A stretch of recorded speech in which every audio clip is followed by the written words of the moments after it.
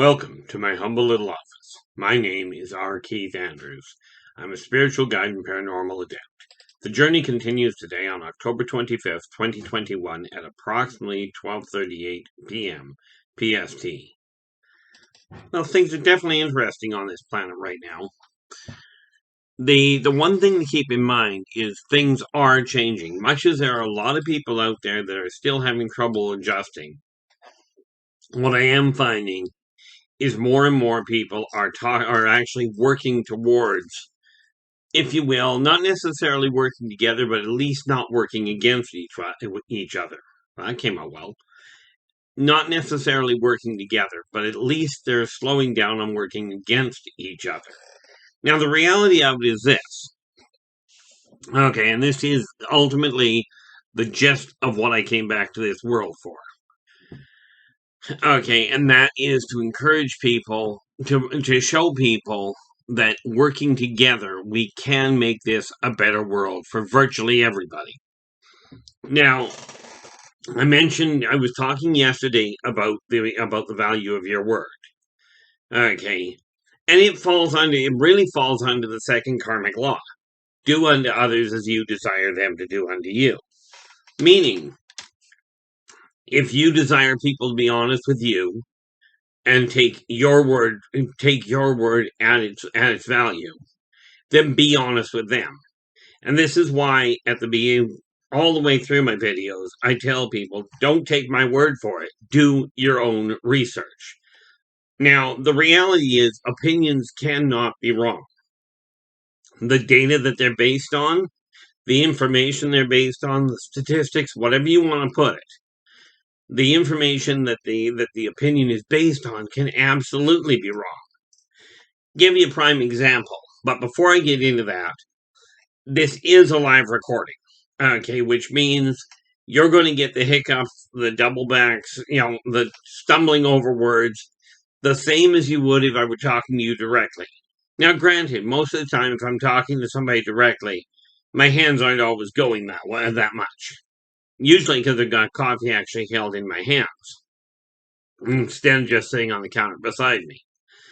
That being said, if you like the video, give us a thumbs up. Do subscribe to the channel because we're going to try to do our best to get as much information out as concisely as possible. Okay, and I am out every morning, like every day. I was about to say every morning, but that's not always the case. Especially when you think that this is the afternoon. Anyway, when you're taking a look at do unto others as you desire them to do unto you.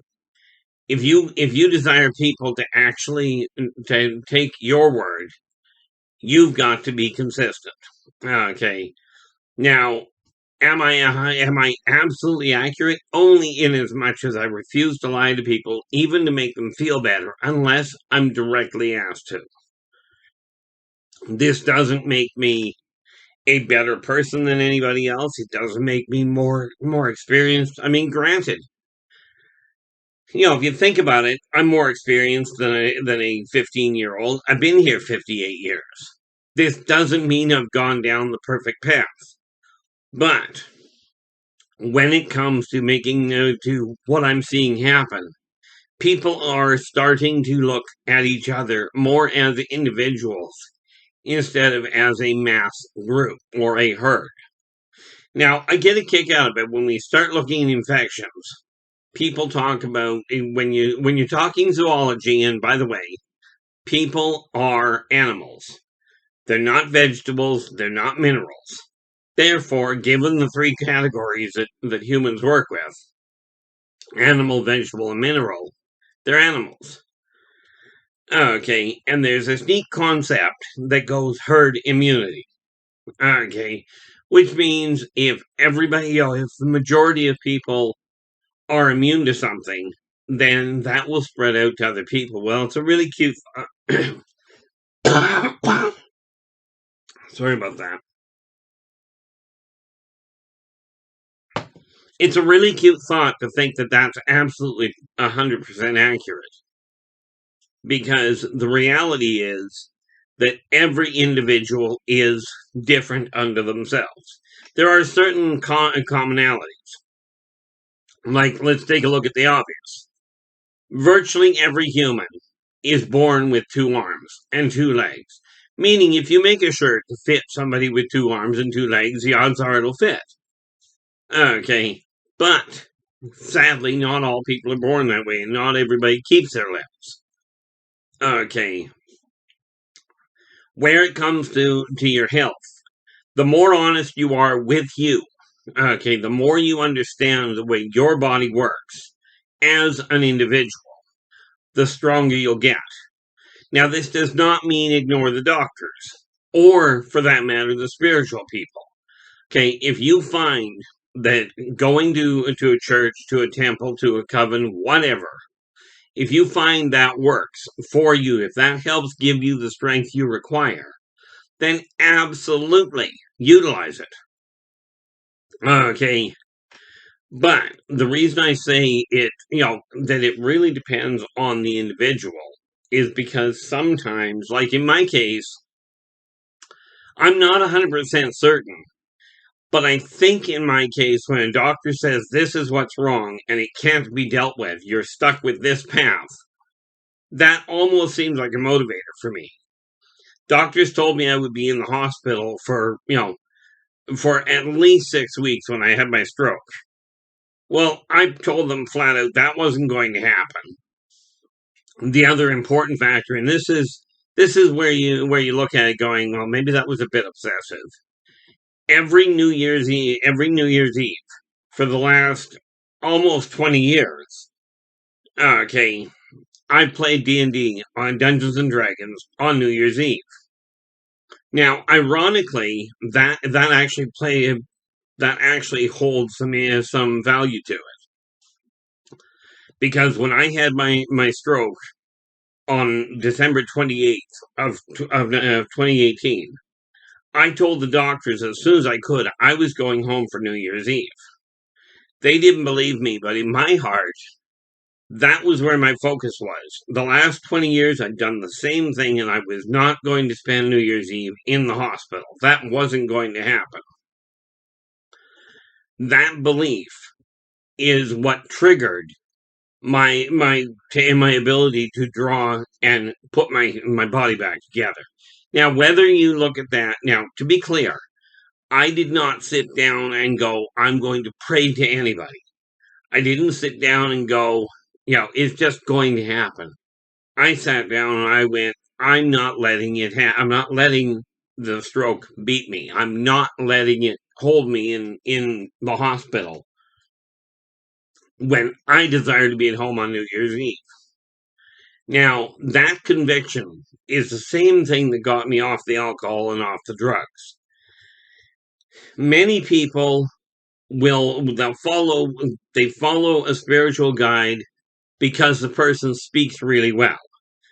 The last thing I will claim is that I speak really well. But I do like giving credit where credit is due. Okay. Now, that said, okay, where credit is due, my healing rate is almost uncharted. Okay. And the reason I say that is because, and this one you can track down in an actual hospital that isn't on a military base, if you know how to or if you're interested in it. But I've got a scar that runs that long. Okay, I'm not going to lean any closer and make it really that obvious, but I've got a scar that runs that long, roughly, okay, from when I broke my arm. Now, I'd heard horror stories about how uncomfortable casts can be, and this one broke so bad they had to plate the thing back in place. Now, I'd heard horror stories about how bad that could be. How uncomfortable, how itchy the healing process was, etc., etc. So, all I did, literally, was, now you remember I was talking about the energy running between your hands. Okay. Now, in my case, all I did was I ran my hand over top of my arm, and I just focused on one word: heal. Now, there are spiritual people out there. There are leaders of covens. There are leaders of temples, churches, that sort of thing, that will pray out loud with the help of other people around them. Okay, for what they call laying on of hands or healing or the power of prayer, the power of God. There's a lot of different words for it. Reiki is another one. Okay, I can't claim any of those. Okay, well, I could, but the reality is I've never been trained in it. Okay, so all I did was run that simple word through my head. And that was it, that one word. Now, I do encourage you to understand one very critical factor here. Working together, as in, when I was growing up, we used to sit down at the table and we would hold hands as we said our dinner prayer. And I'm sure there's a lot of you out there that do that. Okay. The reality is I developed a stubborn streak that was, to say the least, a bit overdeveloped. So I didn't turn to anybody, and I simply focused on that with the one word heal. Now understand, energy starts up here, comes down into the emotional imperative, then goes into the intellectual analysis, and then into physical manifestation. So I took that thought from the upper levels, from the spirit realm, if you will. If you want to call it from God, he lives in the same place, so what the heck?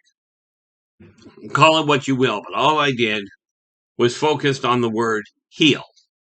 Drew the energy down. I knew absolutely there was no way I was going to tolerate the damage, like the healing way, the weight on the healing level, to have to get cast. I just didn't want to deal with what I'd been told were absolutely terrible feelings.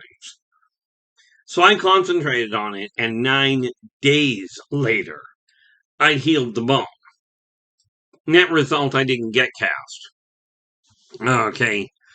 But where it comes to working with other people, many times, and I've seen this happen in various energetic circles. Okay. One of the neatest techniques I found was if you hold hands. Okay. And yeah, I realize with all this neat little thing, but remember, holding hands, the only difference between keeping your hands that far apart and having them physically touching somebody is, well, frankly, there isn't one. It is still one molecule, one atom to the next. Okay.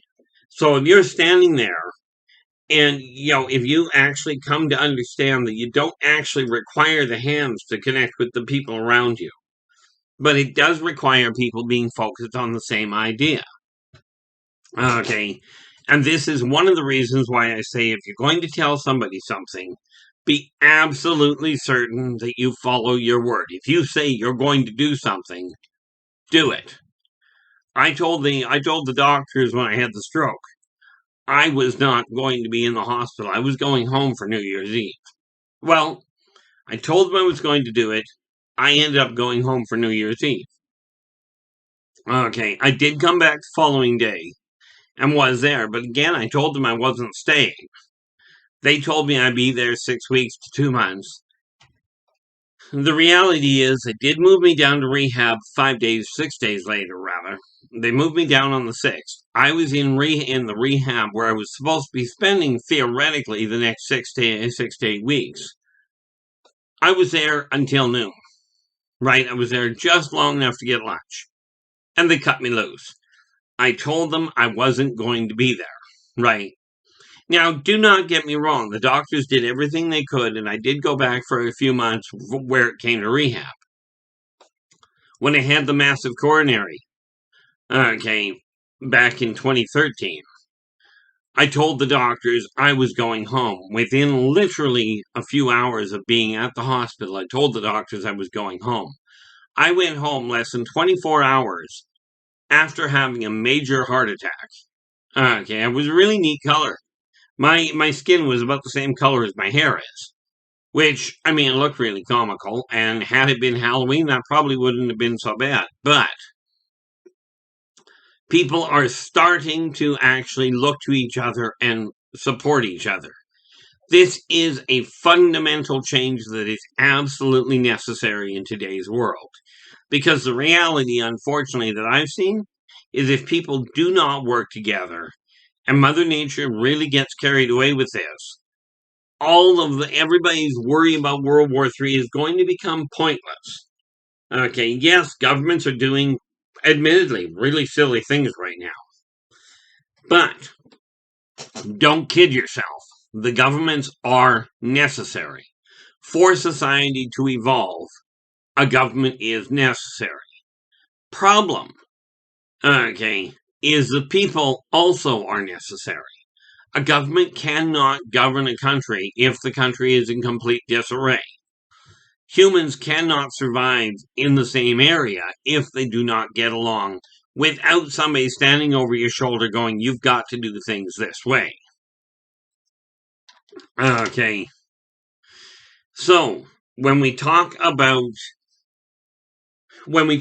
your word about, something that seems to have been lost in the wayside somewhere along the way, communication is an absolutely imperative thing. Now, there is no question. Much of what I tell people will question whether or not I'm completely off my nut. I had a client come to me one day that was trying to run a restaurant. Well, they were successfully running a restaurant, but they were having trouble keeping it running. So I talked to them for a little bit, and then I turned around, gave them a bunch of information. The guy flagged, it was 13 years later, and he phones me up, and he tells me right off the bat, look, he says, when I first met you, I thought you were completely off your nut because everything you told me went against everything I'd been taught. And much of what I tell people now goes against everything they've been taught, or a great deal of it. Okay. But what he said was, I followed what you said because everything I'd tried had failed, and I was on the verge of losing everything. He says, I did what you told me. It was completely off kilter. But he goes, here I am 13 years later. I now own 7 restaurants, 2 of which are in strip malls that I personally own. Right? Which is absolutely fantastic. Which reminds me, I do have to get back in touch with that individual just to see how things are going. That's a curiosity thing on my part. Now, when we take a look at the world, okay, and this is the reality behind life, no individual is an individual unto themselves. Okay, no child is raised by only 2 people. They're raised by the entire community. Okay, and this is why there have been a couple of people that I've taught that have left comments that I personally found very beneficial to me. I could have decided to take offense to them.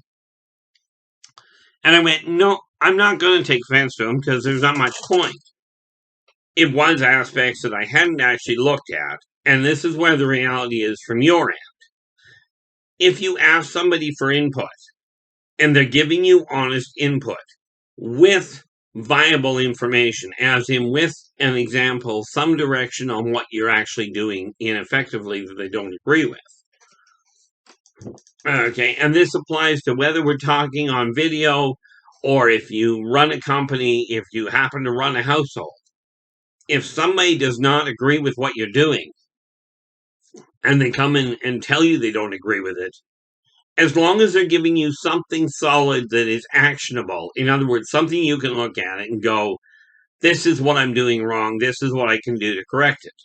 If they're giving you something to work with, if you haven't worked with it before, take a serious look at it. Okay, but remember, whenever something is going on in your world, okay, you always look to the common denominator.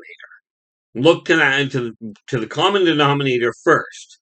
Then you look at everything else to see what's working. Okay, now in my case, what is working quite nicely, and it's, I go on my ups and downs, there's no question, but what's working for me is by doing the video, and, the reality is, the journey is, it started off in one path, it's gone down another one. But, ultimately, the picture's gotten a lot bigger. And the primary reason I returned to this lifetime is literally to pass the message on to everybody that working together, we can make this a better world for virtually everybody in existence, not just on the planet. Okay, as I mentioned, and this is where it can get confusing for some people. Okay, Yes, I've just mentioned what the message is. Just to make matters confusing, I've been playing Dungeons and Dragons since 1976, June of 1976, to be a little bit more specific. And if I recall correctly, it would be the third weekend. Okay, it was right. It was right near the end of school. I know that. In any event, I've been doing that. I am a published author in 5 different genres. Okay, science fiction, science fantasy, reference, children's stories, self-help, and reference manuals. Okay, I've helped people for decades with personal issues, business, UFO, alien technology. So, to say the least, when people go, well, how can we trust what you're saying? Why should we believe it? And the reality is, to me, it doesn't make a lot of difference. Do I take offense when somebody calls me a liar? Absolutely. Do I take offense when somebody, because the reality is I don't lie to people. And you don't have to believe that, but the reality is that's the way it is. Do I have a tendency of taking offense when somebody says that my opinion is wrong? I absolutely take offense to it. As should you. And here's why. If it is your opinion, it's the way you're seeing the world that cannot be wrong. The data you're working on, the information you're working with, or that you're referencing for your opinion to be made, may be erroneous, but the opinion itself cannot be wrong. Okay.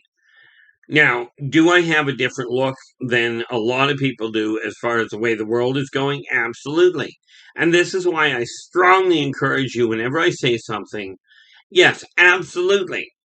If it applies to my life, I'm putting it to use. Okay. I have started, what was it now? I don't have it out front here, but I did just start reading another book. The other thing, I wonder, no, I don't have it. I'm not going to bother with it right now.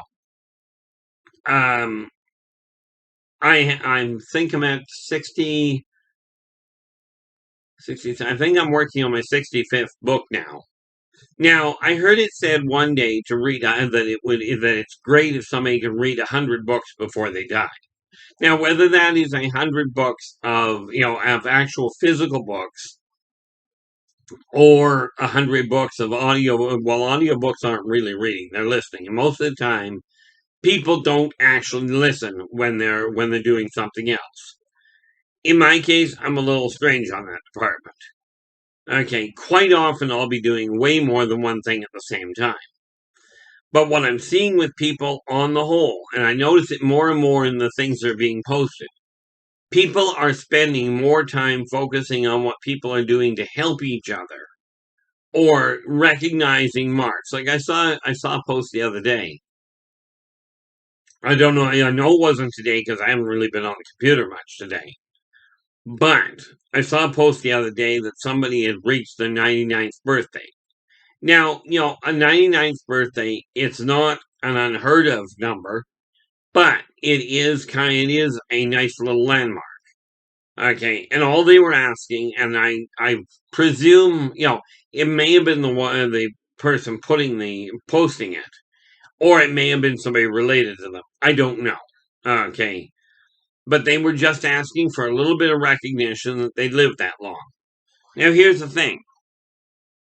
I've always held that the two most wasted commodities in existence are the wisdom of the seniors and the enthusiasm of the youngsters.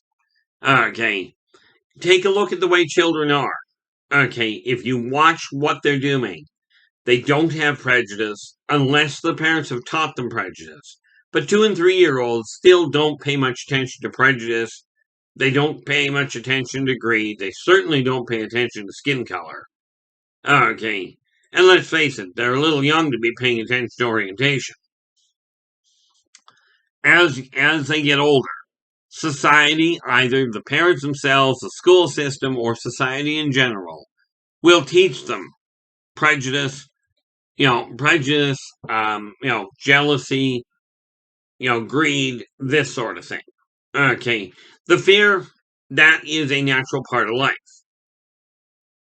but you can teach them how to cope with it.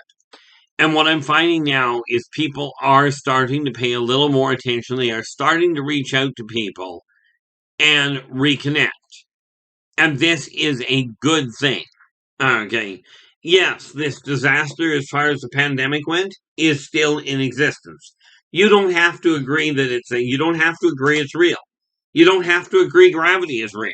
But the sad truth of it is, whether you believe in gravity or not, gravity is going to play havoc with you if you don't pay attention to it. Well, this pandemic has caused a staggering amount of complications. Some pretty, in my opinion, silly ideas have been utilized to cope with it.